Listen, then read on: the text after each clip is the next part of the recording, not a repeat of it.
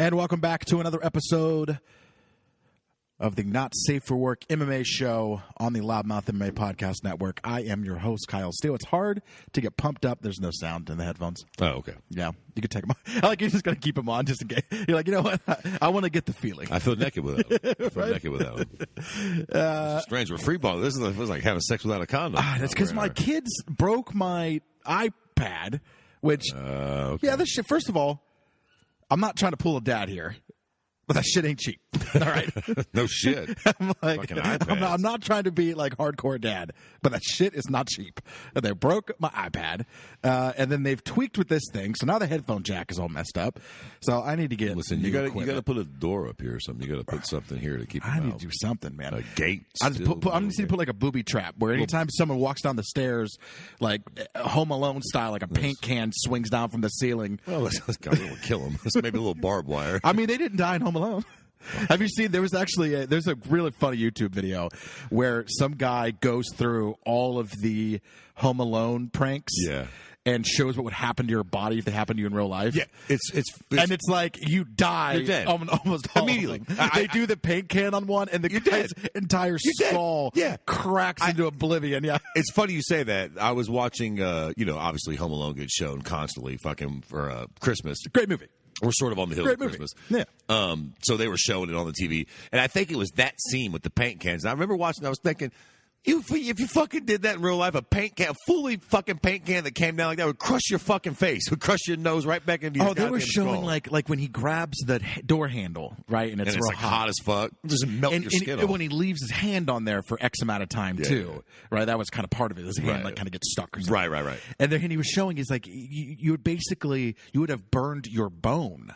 Right, to the correct. Bone. I mean, it's and they're doing this all with like anatomical like dummies have skeletons inside of them, and like the thing that mimics skin and blood vessels. To death. Oh my god, the crowbar scene where he cracks him in the chest with the crowbar. Oh yeah, it was like your heart would get pierced with your ribs. Yeah, I mean with that kind of a hit. Yeah. So it's hilarious. What a weird start to this episode. Yeah, evaluate Home Alone. What a weird start to this episode. This is why I love this show. It's nothing. We're not even going to talk about it. Fuck the fights. Did somebody fight last night? Was there a belt or some shit? Like some amazing fight happened last night? What a weird kind of pay-per-view title fight thing. You're coming off. We're kind of groggy, I think, from the McGregor pay-per-view, and then not just all the circumstances surrounding the card because it's McGregor, right? Yeah. Which was the last pay-per-view. But then there were so many issues getting access to the pay-per-view, right? Oh, God, I know. So we're all coming off of that. It's like I've barely even seen this one. I've barely seen anybody talking about it, it feels like. Like, this wasn't all that big of a deal. Oh, no, it definitely wasn't. I mean, listen, it was sort of a weak card. People also just don't like Usman, which I get. Yeah. I sort of get it. I guess I understand. He's not exactly a flamboyant sort of character. I watched the Embeddeds. Yeah. And I've been on the Usman train for a while. I'm a massive Usman fan. Yeah. Watching the Embeddeds was the first time that I was like this time around, that I was like, I get it. You know what? I get why people don't like Usman. You know, it was not interesting. That's hilarious. You know what's funny about that? The opposite way? The opposite. That's funny. Like, this is the first time where I've sort of I wouldn't say this was a star-making performance for him. Oh, but I feel some kind of way. I'm not talking about the fight yet. I'm not talking about the fight yet. Okay. I'm talking about the Embeddeds. Yeah. When I was watching the Embeddeds, I was like, how did I get it? He's not that interesting of a character. Well, yeah. He tries really hard in the way that Cejudo tries really hard sometimes. Right. It feels like. But he's still somehow not as polarizing. I'm just not terribly interested. To be fair. But we'll get to the fight in a second, because the fight is a bit of a changer. Right, but hold on, though. To be fair, though, I think sometimes, and I don't know why, I can't really put my thumb on it, but I think sometimes it just takes a while because, listen, here's the truth. Kamaru Usman is interesting. He's got an extremely interesting. He has 13 consecutive wins in the UFC. His dad is fucking doing a shitload of fucking federal prison time. Like, he has a story there to be told. What the fuck? I don't know. Do you think it's a storytelling issue? Okay. Who do you blame? I love if you could assign blame. 50-50. Okay. 50-50. So you already know where I'm going with this. Yeah. Could Usman maybe be doing a little more to help his brand? Sure. Nothing wrong with you sort of promoting yourself a little bit, maybe even causing a little shenanigans, talking a little mess on Twitter. I know people don't like hearing that shit, but the truth is that fucking sex sells, and that sort of shit does get you jazzed up for a fight. What's been Kamaru's biggest fight to date? The Colby Covington one. Why? Because they were polarizing opposites. They hated each other. Colby had the whole Trump thing. And then it was a good fight. And it was a great fight, too. You can't take that away. But again, just talking about pre-fight shit here, Kamaru sort of needs that. What the fuck? He needs somebody like that to shine. But I don't think that it's all his fault either. The UFC could do a little more. But I don't. To be fair, the UFC's got a lot of fucking fighters to promote, too, man. I mean, you know, Kamaru only fights every so often. They can only tell his story so much. Okay, do you think that's part of the problem? Do you think Usman at this point needs to be that much more active?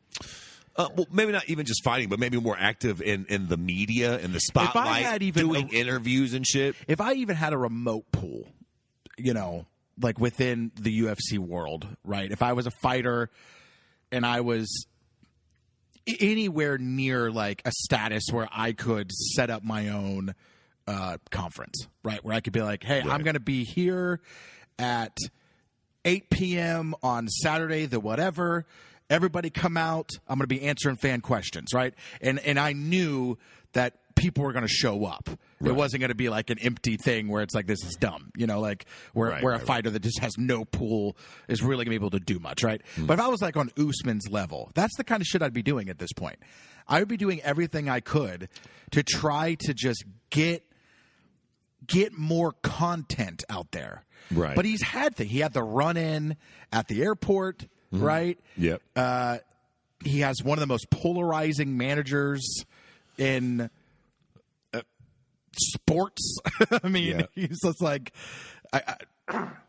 there's so much there. I don't understand why. It's like I do and I don't, but I can't figure out. Like, I would love feedback on this. Whoever's listening to this, like, hit me up. I would love feedback. What is it? Because we've seen multiple Usman fights that are not snoozers. You know, which he gets this NyQuil or whatever the fuck they call him. Right.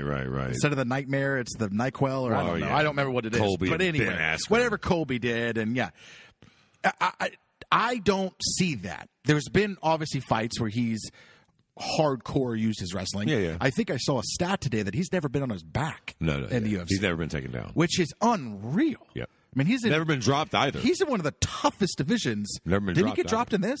Nope. He got wobbled. Nope. Got wobbled. He got wobbled. He got thunderstruck, but he didn't get dropped. Yeah. We'll get to that in a minute, but that was I think that's also a very very crucial point. He got wobbled by Colby too, if I remember correctly. Right, but like the fact that he didn't drop, that's the point, means everything. If he would have dropped, I think fucking Gilbert Burns would have jumped on him through the hammer fist and we'd be having a completely different conversation. Yeah. The fact that he didn't hit the ground means everything in that very moment. Correct. When he's taken some damage, especially recently, as he's taking some shots, as he's fought better people. Boy, he's right, the that's fucking kinda, champion. Yeah, you're going to fight better people. These right? people are going to hit you. Yeah, early in your rise up here, you're not fighting the best of the best. Leon Edwards pretty early on though. And got that win. Yep. Let me throw this out here. This is what I think. If I was Kamaru's manager, and again, we'll get to the fight, we'll get to all this here in a minute, and I've got actually a couple really, really fucking some of y'all might call them hot takes, but just I got some shit to get off my motherfucking chest when we get to that. Oh boy. I don't know any of this, so I'm excited to hear it. So okay, quickly before I lose my fucking train of thought thinking about that.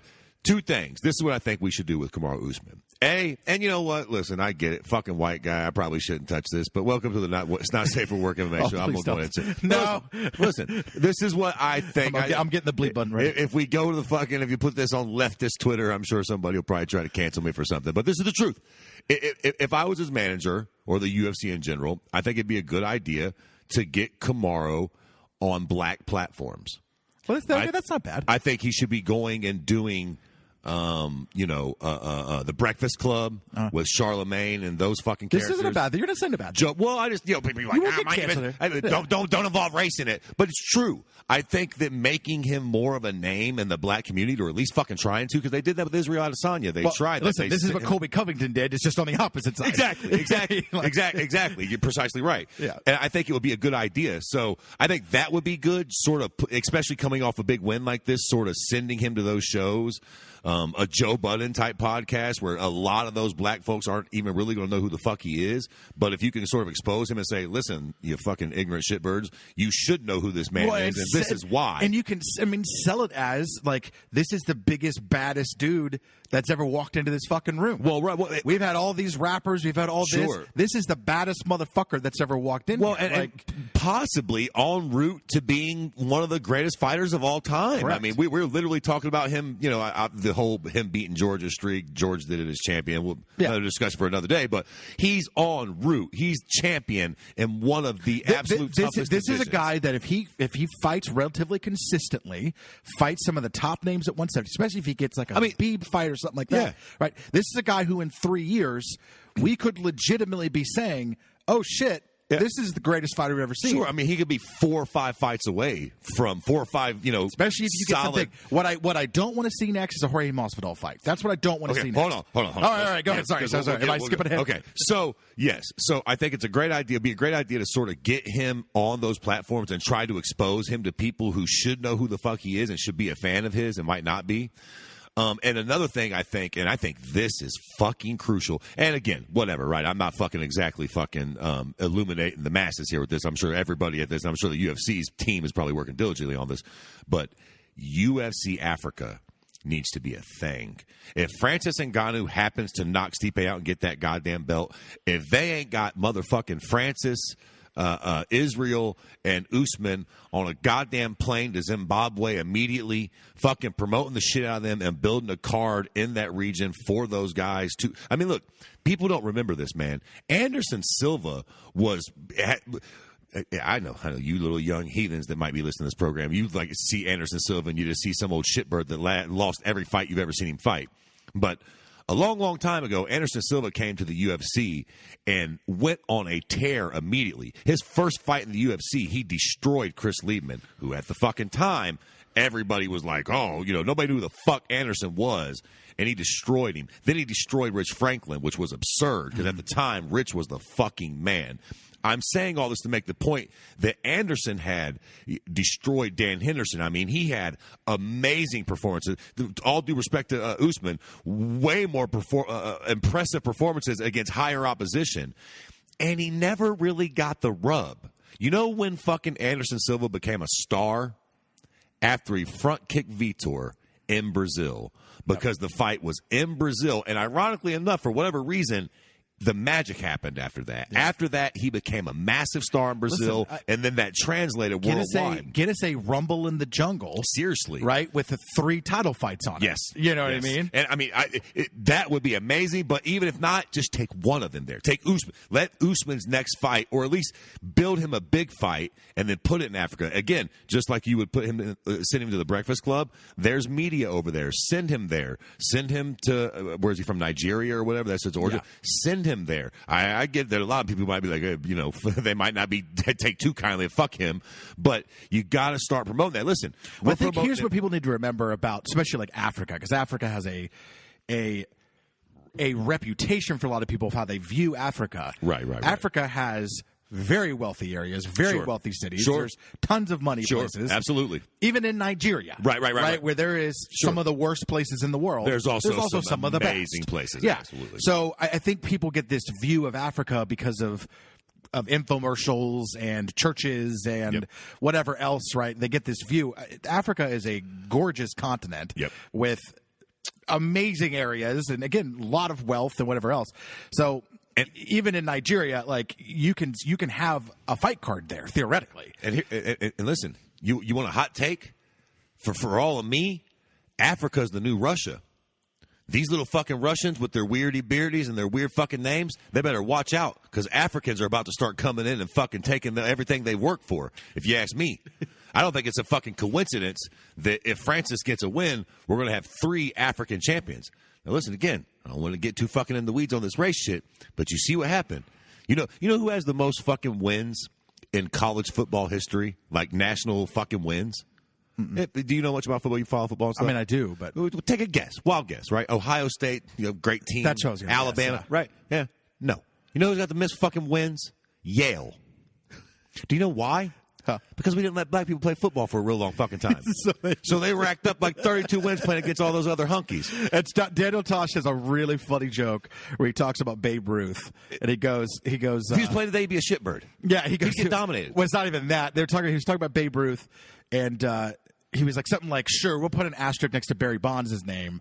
Once you put an asterisk about steroids, right? Once you put an asterisk next to Babe Ruth's name, about just catching the right time to play." And then he pauses and he goes, "Getting to break records before black people are allowed to play." Yeah, he goes, "Where's that asterisk?" Yeah. I mean, to be fair, so sort of. He goes, maybe he would have put the bat down and stopped pointing had Jose been able to swim 40 miles and throw him a junk ball. To be fair, I don't think that John Jones is necessarily the baddest black dude on the planet. Yeah. I just think that a lot of them don't get into MMA.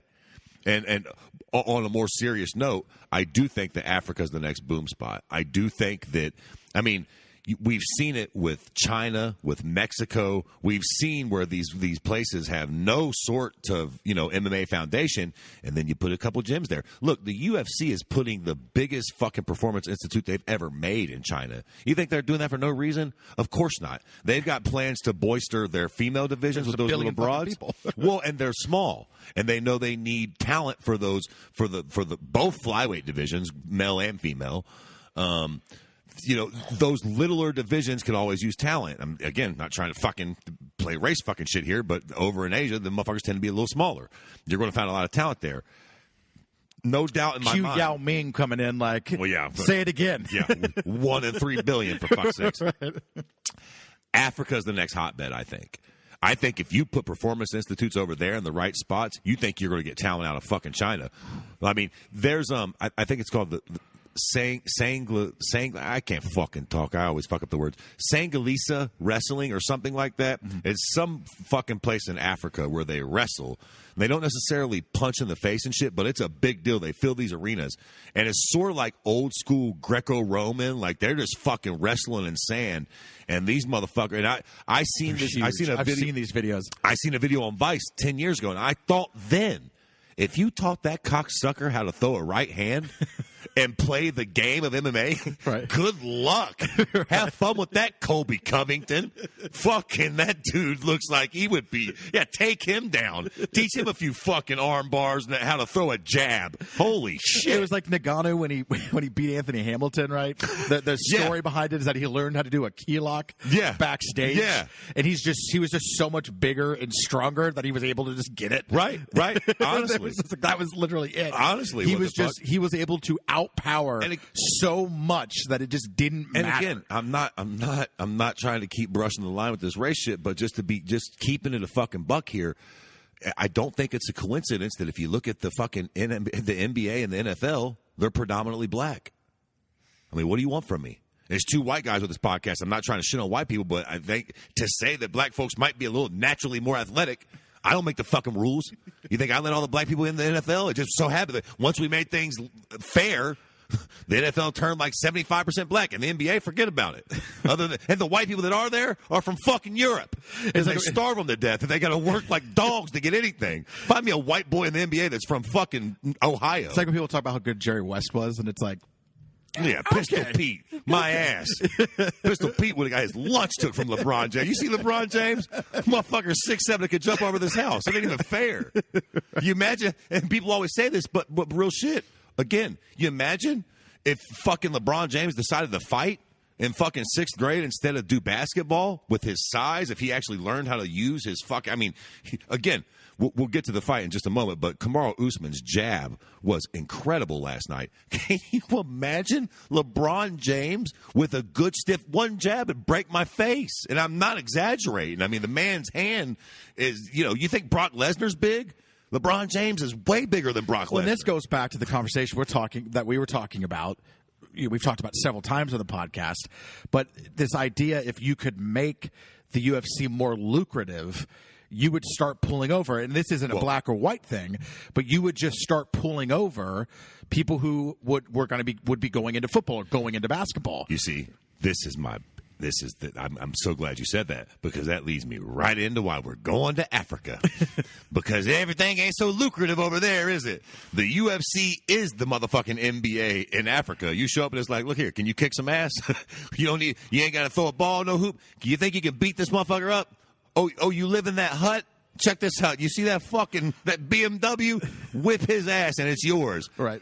It's going to be all bullshit aside, I think that Africa is going to have a hotbed of talent. I think there's going to be you just need the gyms. There's no gyms over there. I mean, again, they do like fucking ancient wrestling. At least in like Mexico, they've been boxing for years. Let some boxing instructors get over to Africa. Let some BJJ guys go over to Africa. Let some real, fighting fucking gyms pop up over there. Let Greg Jackson get on over into Africa and start teaching some people some shit. Now, I think to bring real talent. To roll this back into the Rumble in the Jungle, I mean, do you think anything could be bigger than what that was, and that didn't create a renaissance? So what do you think you have to do to really create? Well, I think the MMA is much more open than Africa, or much more open than boxing. Yeah, not everybody can box. Yeah. A lot more people can fight. Maybe you can't box, but maybe you can wrestle. Maybe you can't box or wrestle, but you can fucking kick like a mule. Or maybe you're just really good at playing the game, like a fucking Neil Magny type character that you can just, you're tough, you can't be knocked out, and you can get a hold of somebody. I mean, there's so many ways you can play MMA. I think boxing is so specific. Yeah. I mean, look, if you can't use your hands, you're sort of fucked. It rules a lot of people out immediately. In MMA, it's like, listen, you don't really got to be that great with your hands. I mean, as long as we can teach you how to throw a decent jab, and you're strong as fuck, and you can get better. Again, you're just talking about Usman's jab. I mean, go back 10 fights ago. Exactly. It wasn't even close. And we don't need you to be Muhammad Ali. We just need you to be serviceable, because we can also teach you how to wrestle and kick and clinch and submissions and the whole most of it. So yeah, I think it could be huge, dude. I think regardless whether the UFC goes to Africa or not, I think this is going to happen. I do think that the win that Kamaru had last night is going to start slowly doing that. I do think that just like it happened with George in Canada, and just like it happened in Brazil many, many moons ago, people see their people becoming champions and they get inspired by that shit. Again, you mark my words, if Francis fucking knocks out Stipe and we get that trifecta, and Israel fucking wins a belt too, and these African champions just keep doing these big things, and I know that, only Francis was actually like born and sort of raised in Africa. Yeah. But you get the fucking point, man. You're going to have a lot of Africans who are going to be like, hey, wait a minute, I could do that. I watched an Undercover Boss episode where they did it with athletes. Mm-hmm. So they had athletes go undercover and pretend to, so the one that I'm referencing was Simone Biles. Okay. Who's the gymnast, black gymnast. And one of the most decorated, gymnastic Olympians, I guess, ever. I mean, I don't know all of her accolades at this point, but I mean, she is up there as being one of the best, and she's black, right? Which we haven't seen a lot of that in the Olympics, especially in gymnastics, right? And so she goes undercover. She wants to open up a gym, right? And they have her all done up in disguise or whatever. She wants to open up a gym, so she pretends like she doesn't really know what she's doing, and it's just like a normal undercover episode. And at the end, she does this crazy routine, and everyone's like, "What just happened?" And then she's like, "Oh, I'm Simone Biles." Right. Well, one of the things that came out of that episode, and it's not like I didn't know this, but seeing it in this way was like, I get it. Like, the parents were talking to her after, and a lot of them were black parents, right? And just saying, like, our daughter had never talked about gymnastics a day in her life. Yep. And we watched the Olympics. We never talked about gymnastics a day in her life until she saw you. And then she wanted to get into gymnastics. It was the only thing that she would talk about. Representation matters. No doubt about it. When you have people that you can look up to and go, oh, shit. It's like Obama being president, right? Whatever you think about his politics, no doubt who cares? It doesn't even matter. No doubt about it. But seeing someone who, when you look in the mirror, you can see yourself in that person, right? Especially for someone who every president before Obama has been a white dude. Right. And again, I'm not even being weird about it. It's just the truth. Fucking fact, right? Sure. Obama's the first president that doesn't look like a fucking white dude. Right. So when you can, as a minority of I think any persuasion, any background, sure, when you're able to see the leader of the free world look a little bit more like you than everybody else has before, sure, all of a sudden that now becomes an option. Right. And it's not like it wasn't an option before. It's just seeing it. It's seeing it actually happen. Right. It's like actions speak louder than words. Well, absolutely. You can tell me if you want to be president someday, you can. But when I don't see representation and time again, just because you're telling me I can be that thing doesn't mean that I actually believe that within myself. But when I now see it, it's happened. Yep. Right? And now we have a female minority vice president, right? Sure. First time you've had a female in that position. We still haven't had a female president, but you at least have a female that's a heartbeat away from the presidency. Yeah, it's and may very well become president. Yeah, I mean, when you say heartbeat, yeah, but I'm being very Uncle literally. Joe literally ain't got too many more beats on that heart left. I'm Jack. not sure how many we got. So he's probably got about fucking 40,000 beats left. We'll see how they get used. Right. So it's like, that representation really, really matters. Big time. I mean, look at Eminem. How many white rappers are there now? Right. There was 0. There was him and Vanilla Ice, and now there's 142. They're all over. Representation matters. Absolutely. So yeah, look, dude, this is big for Africa. Yeah, look, let's get to the fight because I want to talk about the fight. We should talk about how impressed. Look, first thing I want to say about the fight. Gilbert Burns and Kamaru Usman, that is, for anybody out there who might not know what the fuck we're talking about. For whatever reason. Is Gilbert question? I'm going to steer the conversation a little bit. Okay. Is Gilbert Burns? Was he going into that fight the number one guy? Besides Usman, of course. Yes. I mean, could Gilbert beat Colby or Leon Edwards? I don't necessarily know, but the way the cards fell, Gilbert was the right guy to be in that cage. He's already beat Leon. Now, granted, it was early on. I'd love to see that fight again if Leon can get another win. You mean Usman? So sorry. Usman beat Leon. Yes. I wouldn't mind seeing that fight again, but Leon needs to do more before that happens. He at least needs one win. He's just correct. I mean, we need something. I would listen. I wouldn't hate a Colby rematch, but we don't need it right now. Right. There's no reason to make that happen. Right. So now you got Gilbert Burns. So as you're responding here, part of what I'm wondering is like kind of what do we do next?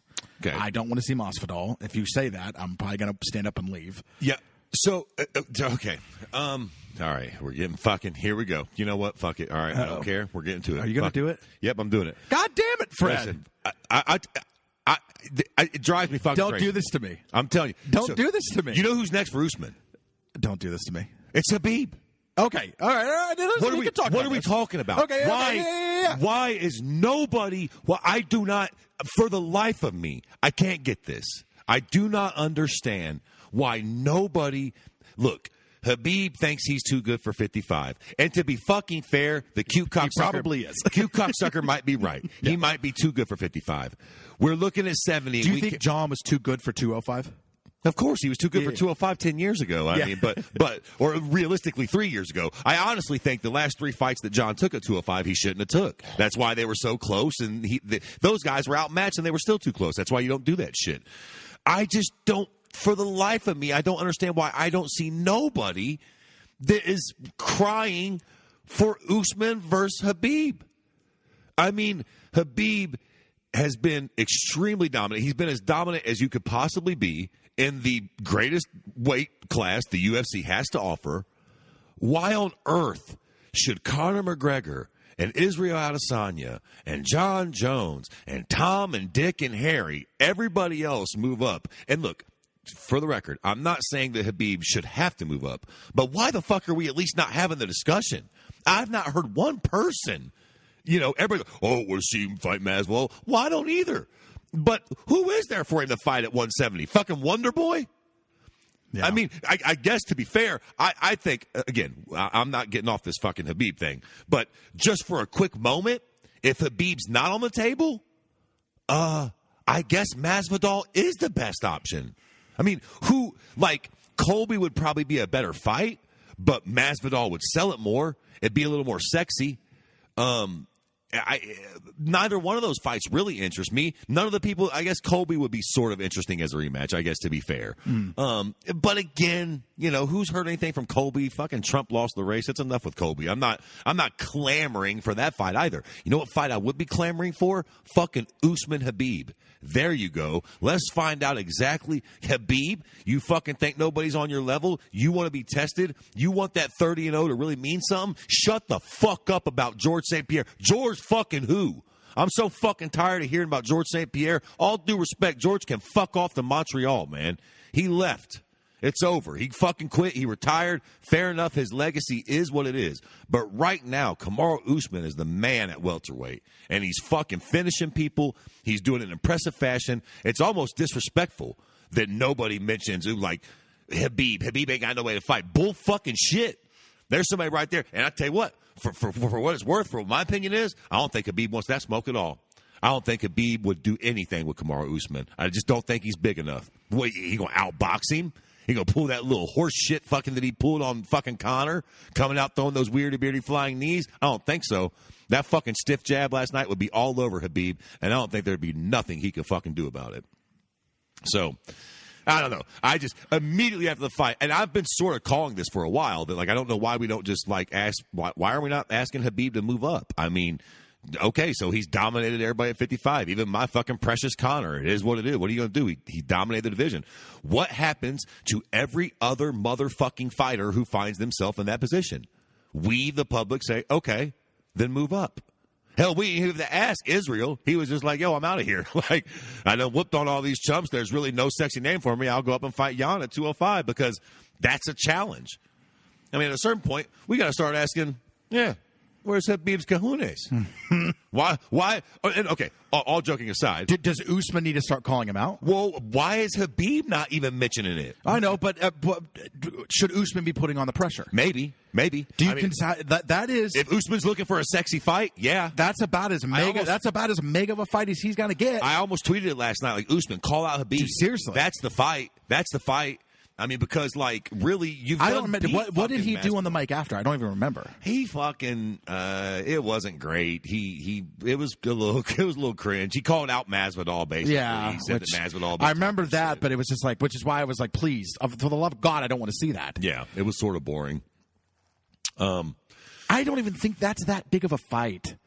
I don't either, but I just don't think of one. I can't think of one that's bigger. I mean, welterweight's sort of dead in the water. Again, the Colby rematch is okay, but it's also not exactly, I mean, I'm not jumping out of my skin for that fight per se. The only reason why that fight is even remotely intriguing is because I'm like, I see a pathway where Colby can win that. Right. At least it was competitive the first time around. Yeah, it's like there's a pathway there. I mean, right. I don't necessarily think it goes different. Right. But like, Colby's really good, so it's like, I don't know. There's a pathway there where he can get that done. So I don't know. I do not want to see that fight. I mean, that's pretty low on my list. It's just the list ain't very big. So low on the list is only two options down. Again, you heard it here first, cocksuckers. The fight to make is Habib versus Usman. Now, I don't know if anybody else is going to start singing this narrative past this fucking podcast or whatever, but goddamn it. That, for me, that's the fight to make. That's the fight that makes the most sense. And then, if Habib doesn't win, then cool, man. Come back down to 55. In the meantime, while you're training for Usman and that big fight, I'm sure 55 will work itself out. There will probably be somebody there for you to, maybe challenge.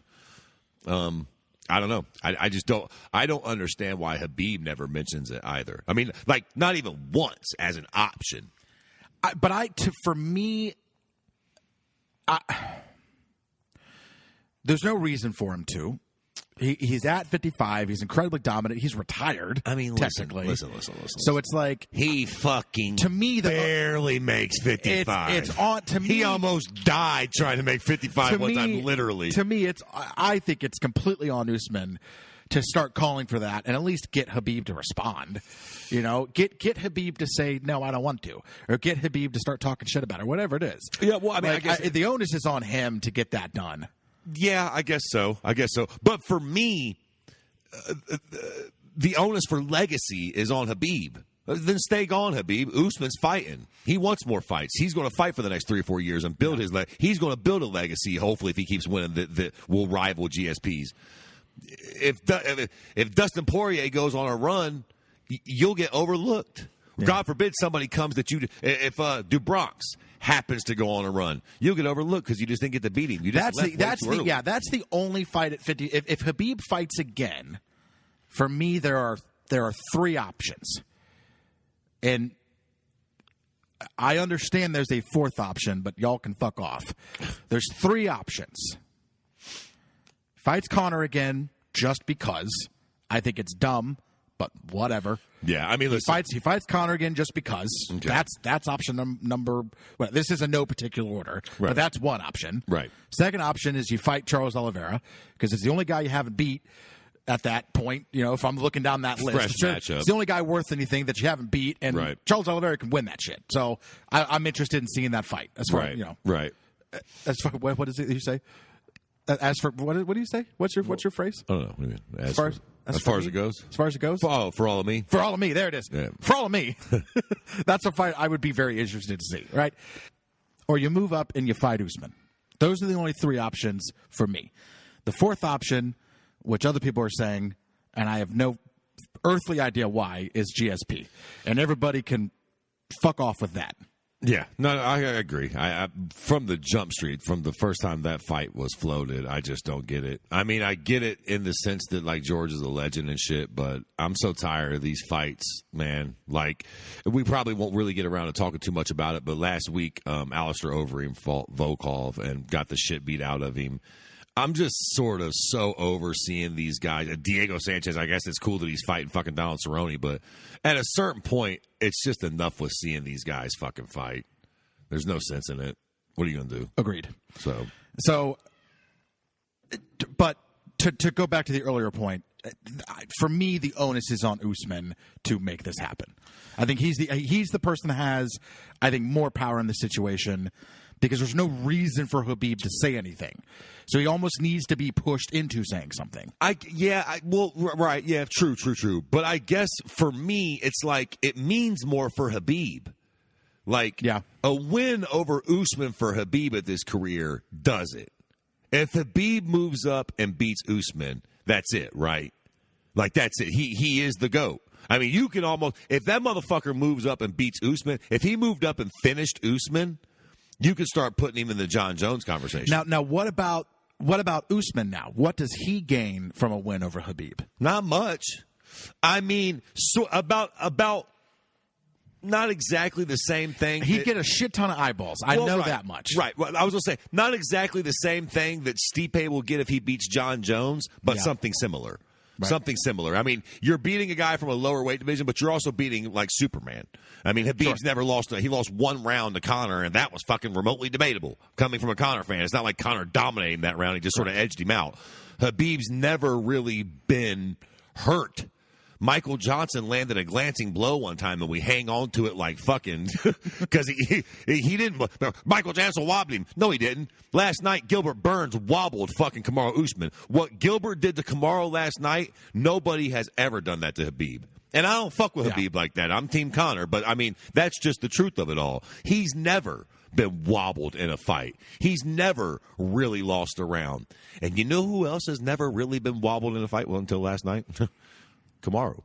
Kamaru's never really taken a beating in a fight or never really been beaten down. The Colby fight was close, but Colby was never fucking beating the shit out of Kamaru in that fight. Yeah. So I love it, man. Kamaru and Habib, you know, somebody's O's got to go. Yeah, somebody's O's got to go, right? Theoretically. Right. It's such a perfect I guess sort it could of fight. be a draw, but right. And I mean, you know, Kamaru's got like the 1 loss on his career or whatever, but it's just, it's been so long. Has Habib been taken down? No. I don't think so, right? No, I don't think so. And so I imagine someone's going to get taken down, right? I mean, it's just like something's going to happen. Exactly. So it's like, I don't know, man. And again, it's just weird that I hear nobody else really clamoring for this fight. I don't know whether I'm on an island here or not, but that's the fight for me. Fuck Jorge Masvidal. And here's the thing, right? Y'all forget, bro. Jorge made 55 easier than fucking Habib does. Jorge, to the best of my knowledge, I don't remember Jorge missing 55 a lot of times. I could be wrong about that, but I don't. Habib literally almost died. They had a flat scene at the hospital. His fucking kidneys were shutting down. Like, he has how about a hard time making 55. So I'm saying who this wasn't to on say, this card? Who wasn't on this card? Was it Bobby? Wasn't Bobby Green? Might have been. That fight got canceled. I don't. Was remember. it Bobby Green? It might have been. I don't remember, but I know that fight got canceled. I'm trying to Bobby think Green. who it was. Jim Miller. That fight got canceled. It was supposed to. I think it was Bobby Green. Same. Kidney shut down. He just couldn't do it. Something. I think his lungs started having an issue, and so kidney. So my point is, it's not like Habib moved up from 45 or some shit. Like, he's some tiny lightweight. I mean, he's a huge lightweight. So, I realize that Kamaru's big for 172, but nonetheless, it's not like he would be extremely undersized at 70. And for me, you know what? To keep it a buck with you, like, if Habib is going to move up to 70, and I'm sorry to turn this fucking whole podcast about Habib, and Usman deserves all this credit. No, I mean, and in fact, we can wrap this episode up. I'm cool with just making this entire episode about UFC Africa, that principle, representation, making this shit happen, figuring out what the fuck to do with Usman to get him to this guy. If you go through his numbers. If there's an article that gets released after every fight card. They release it on Sherdog. Shout out to Sherdog, who has nothing to do with this particular episode, but does have an affiliation with the network. They put out this episode. I think it's called "By the Numbers." Yeah, it's "By the Numbers," and so let me just read to you. So this is again Sherdog, "By the Numbers" author. I believe it's Tristan is the one who does this one. Let me give you by the numbers for him. Okay, so 13. This is the consecutive UFC conquest for Usman, the longest winning streak in welterweight history, which you kind of talked about, and tied for the second longest in promotion history at any weight class behind only Anderson Silva, which was 16. Right. The number 4. This is the title fight victories for Usman, tying him with Tyron Woodley for the 4th most in the history of the welterweight division. Only George St. Pierre, Matt Hughes, and Pat Miletich have won more in 170-pound championship fights. 83. This is the significant strikes landed by Usman in this fight. Burns landed 45. Usman outlanded 31-22 in round 1, 39-21 in round 2, 13-2 in round 3. Significant ground strikes. Usman had 26. Burns had 0. 2 knockdowns landed by Usman, running his career total to 7 in the UFC.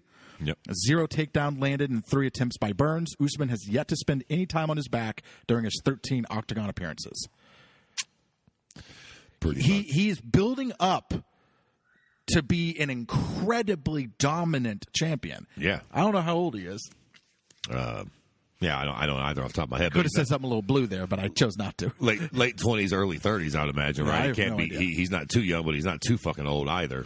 Let me look him up real quick because I'm interested. But anyway, we can wrap this up because we started late. But what I was going to say though before there's stuff to do here. What I was going to say before is he was born in 87. He's 33.